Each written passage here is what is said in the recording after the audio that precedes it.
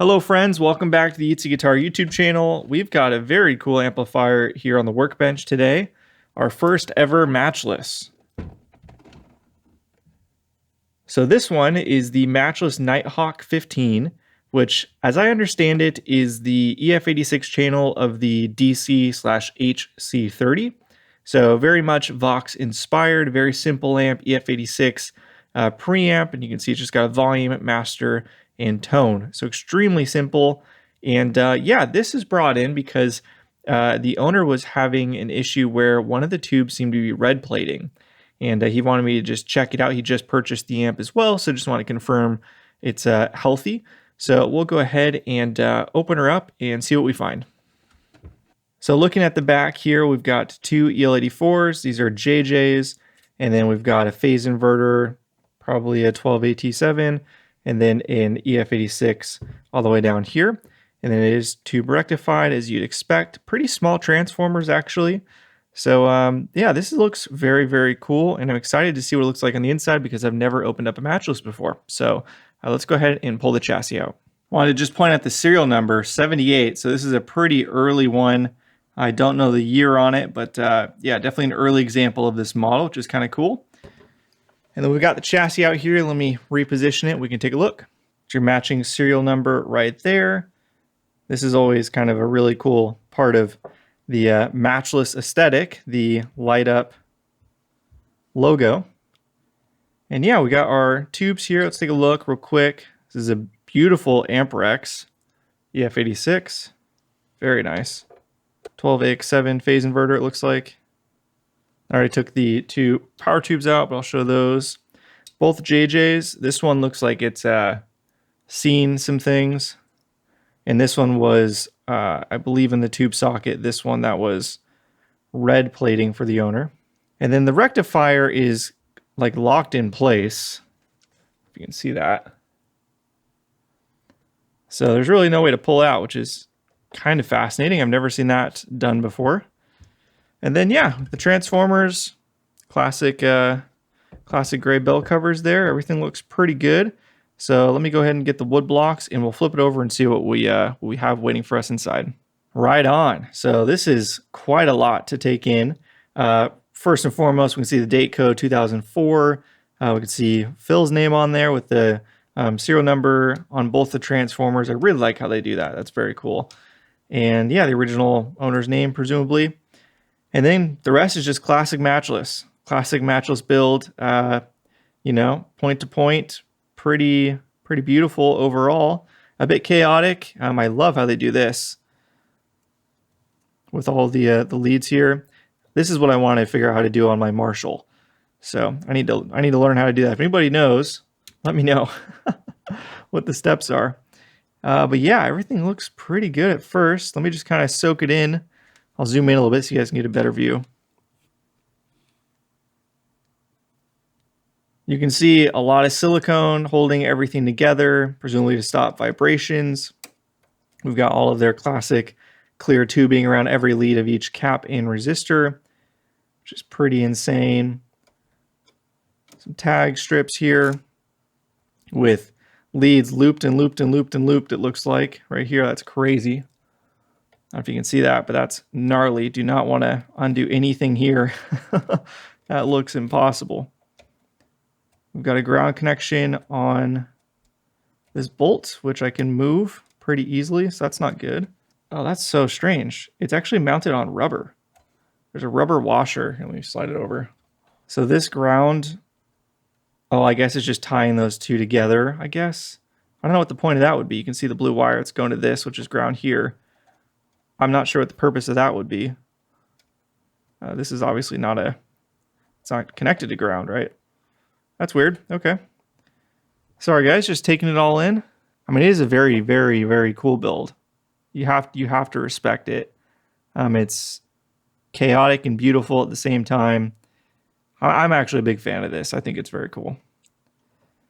So let's go ahead and take a look at what we need to look at, which is the bias setup here in the two output valve tube sockets. So let me reposition a little bit so I can see it better and point out what I see. I can see it a bit better now, and you guys can see it a bit better as well. So confirmed that pin 3 here on the EL84 sockets have these blue wires connected to them, and they're just running right here to the cathode bias resistor. Again, 120 ohm. This is a ground bus wire there, and there's your bias cap. So this is the bias feed. All those connections seem rock solid, and I don't see any evidence of anything going on that's wrong. The only thing that immediately sticks out to me are the resistors here that are for the screen grids. These are 100 ohm, which is the vintage JMI spec. And most people I know of that I've talked to about this think this is way too much for current EL84s. And on my AC30, for example, I swapped the 100 ohm resistors for, I want to say it's 470 ohm, something like that. So somewhere higher, basically, to be a bit easier on the power tubes. And I love the way that amp sounds. So that might be something to consider if just it's really hard on tubes. So, and then the only other thing is this tube socket right here seems like it has a little bit of damage to it. I don't think you'll be able to see it. I'll zoom in a little bit. Just like a little bit of, like a couple of chips out of it up here. I don't see any evidence of any damage like around the pins or anything. It does have just a little bit of damage here and here. That's about it. So my number one suspect is, my guess before we check the bias and anything is probably it's biased real hot right on the bleeding edge. And with the modern tubes, it's just not able to do it. And I guess, since one tube was red plate and the other one wasn't, there's a chance that just that tube is, the tubes are slightly mismatched enough to where that one tube was just over the edge of the waterfall, so to speak. So I've got some other EL84s we can test, but we'll start with the owner set here and just go ahead and check the bias. 120.5. Put this into our calculator. 125 ohms, and then we got to measure the voltage across the cathode resistor. So we got to turn it on for that. And we'll keep an eye on the tubes too to make sure that they're not, red plating as we do this test. But I think he said it happened after it had been running for a little bit. All right, starting to get our voltage coming in here. So we've got 315.5 volts DC, 299.9, so 300 volts. Let's see what that gives us. So we're biasing way up in the 154% plate dissipation range, 18 watts on a 12 watt tube. So that's definitely not what you want. Let's see if it's red plating now. So no red plating yet. Let's go ahead and raise the volumes and see if that affects it, because I believe the owner said it did. So we'll turn I believe this is the master, all the way up. And it is causing this one to red plate immediately. Just for testing purposes, swap the two EL84s, because this one is red plating, this one is not. Let's see if anything changes if I swap them over. Yep, it's following the tube, not the socket. So that tube has just been roasted and finally gave up. So we can go ahead and say we need 2 new EL84s, get a match set, and we will have to change this resistor here to cool it down a little bit. It's just too much for the amplifier. So, okay, that's fairly straightforward. We'll talk to the owner and go from there. One other thing I thought to check before I end tonight were the coupling caps coming off of the phase inverter tube here. Grab my little stick. So this is your EF86, this is your phase inverter. So we're looking for the plate connections of the 12X7 and the phase inverter. You've got those caps, and then those lead back over to the output valves here. And you can see this resistor right here, this grid stopper. Was that going to pin 2, the control grid? This is a 1.5K. Connected to this point right here, which is then connected to this cap, which is then connected to pin 1 of the first triode of the phase inverter. And then you've got the same cap doing the same purpose over here, which is what, pin 6, I believe. And I'm measuring the other end of the coupling cap here, where we should have no DC on this side, and we will have DC on this side. And I'm measuring 6 volts, if you can see that. Varying a little bit, but about 6 volts on this one. And then this one I'm measuring about the same, 6.6 volts. So that's also going to throw things off. So those caps are probably going to need to be replaced, honestly. I'm trying to think if I'm missing anything here, but yeah, those should not have DC on the other end. We've got some things. We got to change this, TBD on these resistors, and then for sure those caps as well. All right, we can call it a night now. Cool. I'm glad I checked that. Back here at the Matchless, so I've got the replacement caps for these two coupling caps right here and here off the phase inverter, and then those are going over to the grids of the power tubes. These both were leaking around 6 volts, so we definitely want to replace those, and then we'll check the bias and see what we need to do about this resistor. The replacements are these Vichets, 22 nanofarad, 630 volt, exact same spec as the original Matchless ones. These ones do say Matchless on them. I'm not sure what they were originally, what they're rebranded as, but these are very high quality caps, and the yellow actually looks almost identical, if you can see that. So these will be a good replacement. Now, this will be my first ever Matchless that I've ever worked on, and it's going to be a lot of fun trying to remove all of these connections that are looped around each other. So we're just going to be very slow, methodical, take our time, and be as clean as we possibly can. So let's get to it.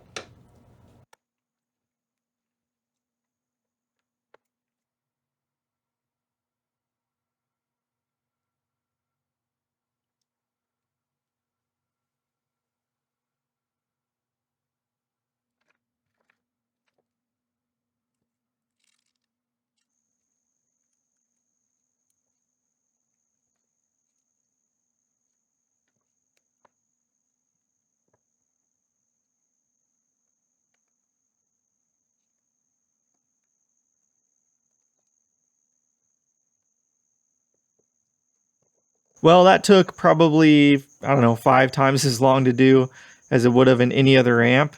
Yeah, these leads, as hopefully you're able to see, were completely wrapped around, kind of like how the silver tone was around these terminals here. Just made it an absolute pain to undo. And yeah, we got it done. Now, the Vichet leads on these caps are much, much thicker than the original, so we weren't able to maintain the clear shielding here, the clear plastic tubing.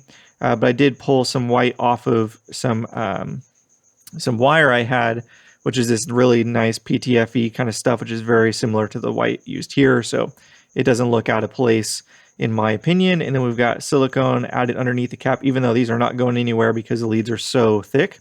It's still there.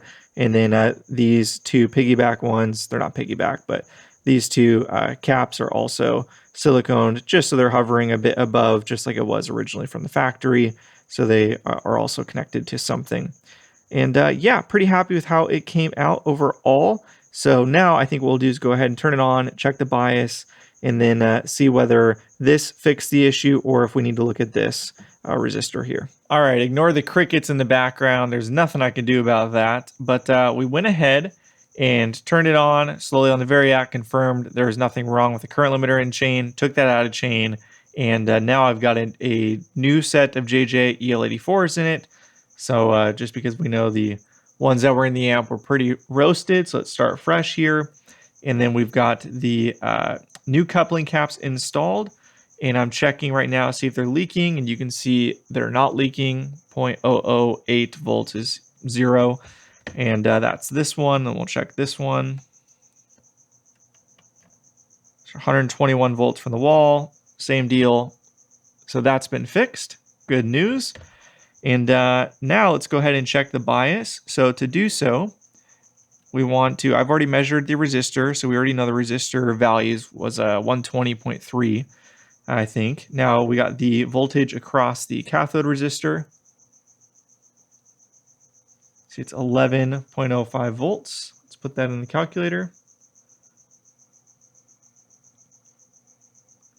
And then we just need to get plate to cathode voltage. So the cathode is where this red one is connected. So we just got to connect this carefully to the anode, pin 7 on an EL84. Is our plate voltage right there. Looks like about 322. And that puts us at 116.7. So we went from 150 to 116.7 with a new set of tubes and those two caps replaced. This is what I would consider a hot bias for sure, but not catastrophic like it was before. So yeah, pretty happy with that. Let's go ahead and confirm it's not red plating when we turn up the master volume here. So when we crank the master volume on the other one, it would red plate. And I see no red plating, so that is good news. So I think with that, we can call this one done. I need to plug it into a cab and play it to make sure there's nothing funny going on, but functionally, just looking at it now, measuring voltages, it seems A-okay. Now, 115, 116% is, again, a hot bias, but as I understand it, Matchless is known for running quite a hot bias, and that's not out of, the realm of kind of standard practice for this sort of amplifier, this really hot Voxy type amp. Now, I have told the owner about these resistors right here, these 100 ohms, and recommending possibly replacing these unless he wants to run more like vintage new old stock EL84s, which are a bit more sturdy. So he's aware of that and is opting to go the vintage tube route. So we will be keeping those in for now. And yeah, really cool amp. Honestly, kind of a pain in the butt to work on. Definitely significantly longer to do simple things than any other amp really I've worked on, except for maybe the Silvertone, which had the same issue of the leads just kind of wrapped around. So yeah, but otherwise a very, very cool amp. I'm excited to hear it. So we'll go ahead and end here, and I'll probably do just a playing demo real quick to kind of confirm all is functioning perfectly sometime tomorrow. And for you guys, it'll be right now.